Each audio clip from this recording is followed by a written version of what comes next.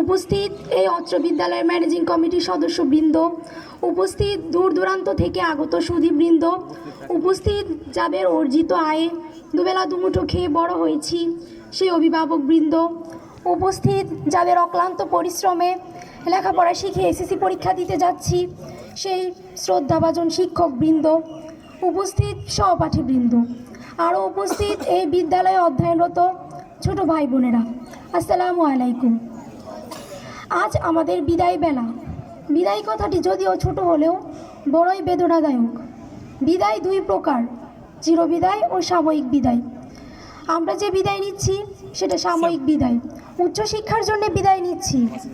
মনে হচ্ছিল মাত্র কয়েকদিন আগে এ অত্র বিদ্যালয়ে ভর্তি হলাম, দেখতে না দেখতেই 5টা বছর কেটে গেল। কয়েকদিন আগে ষষ্ঠ শ্রেণীর এক ছাত্র আমাকে বলল, আপা আপনাদের বিদায় অনুষ্ঠান হবে। তখন আমার মনে হচ্ছিল সত্যি আমরা বিদায় নিচ্ছি। আজ এখানে দাঁড়িয়ে সেই কথাটা স্মরণ হচ্ছে। আসলে যেদিন আমি প্রথম এই বিদ্যালয়ে এসেছিলাম সেদিন অনেক কান্নাকাটি করেছিলাম, স্কুলে যাব না বলে। কিন্তু কে শুনে কার কথা, আম্মুর চিল্লানিতে ঠিকই স্কুলে আসা লাগতো। তারপর কিছু বন্ধুবান্ধব ও শিক্ষকদের সাথে ভালো একটা সম্পর্ক তৈরি হয়ে গেল, অতিবাহিত হয়ে গেল দেখতে না দেখতেই 5টা বছর। আজকের আমাদের এই 5টা বছর ইতিপাতায় পড়ে যাচ্ছে। একটা কথা সত্যি শুনতে তিক্ত লাগে যে আমাদের এই 5টা বছর ইতিপাতায় পড়ে গেল। আমার কথা এই যে এই শ্যামলাপুর উচ্চ বিদ্যালয় এক আবেগ ও ভালোবাসার নাম। এই কথাটা সত্যি যে আমাদের সবাইকে এই প্রাণের ক্যাম্পাসটা ছেড়ে চলে যেতে হবে। তখন আমি বলবো না যে আমি শ্যামলাপুর উচ্চ বিদ্যালয়ে পড়ি, তখন আমি বলবো শ্যামলাপুর উচ্চ বিদ্যালয়ে পড়তাম।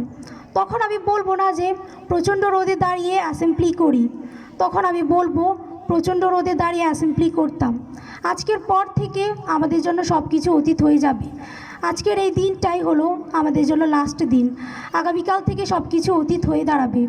দীর্ঘ 5 বছর এই বিদ্যালয়ে লেখাপড়া ও খেলাধুলার চলে ছোট ভাই বোনেদের সাথে যদি অনাকাঙ্ক্ষিত কোনো ভুল ত্রুটি করে থাকি, তোমরা ক্ষমার দৃষ্টিতে দেখবে, তোমরা আমাদের ক্ষমা করে দিবে। আমার শ্রদ্ধাভাজন শিক্ষকগণ, আপনারা কত মহান, কত উদার। আপনাদের সংস্পর্শে এসে আমরা জ্ঞানের আলো পেয়েছি। আপনারা আমাদের জন্য অক্লান্ত পরিশ্রম করেছেন, এমনকি রাতের বেলায় অবধি আমাদের বাড়িতে গিয়ে আমাদের লেখাপড়ার খোঁজ খবর নিয়েছেন, দেখেছেন কোন কোন বিষয়ের প্রতি আমাদের অসুবিধা হয়, আমাদের সকল অসুবিধা দূর করার আপ্রাণ চেষ্টা করেছেন। তাই আমরা আপনাদের প্রতি কৃতজ্ঞ। এরই মাঝে আচরণও খারাপ করেছি, আজ এখানে দাঁড়িয়ে ক্ষমা প্রার্থনা করছি। আমাদের সকল ভুল ত্রুটি ক্ষমা করে দেবেন। আমাদের জন্য দোয়া করবেন, আমরা যেন সবাই এসএসসি পরীক্ষা দিয়ে ভালো ফলাফল বই আনতে পারি, এই বিদ্যালয়ে সুনাম অর্জন করতে পারি। আজ ষষ্ঠ শ্রেণীর ছাত্রছাত্রীদের বরণ করে আমরা বিদায় নিচ্ছি। তোমরা ভালো থাকো, সুস্থ থাকো, ভালো করে পড়ালেখা করে এই বিদ্যালয়ে সুনাম অর্জন করো। এই বলে আমি আমার সংক্ষিপ্ত বক্তব্য শেষ করছি। আসসালামু আলাইকুম।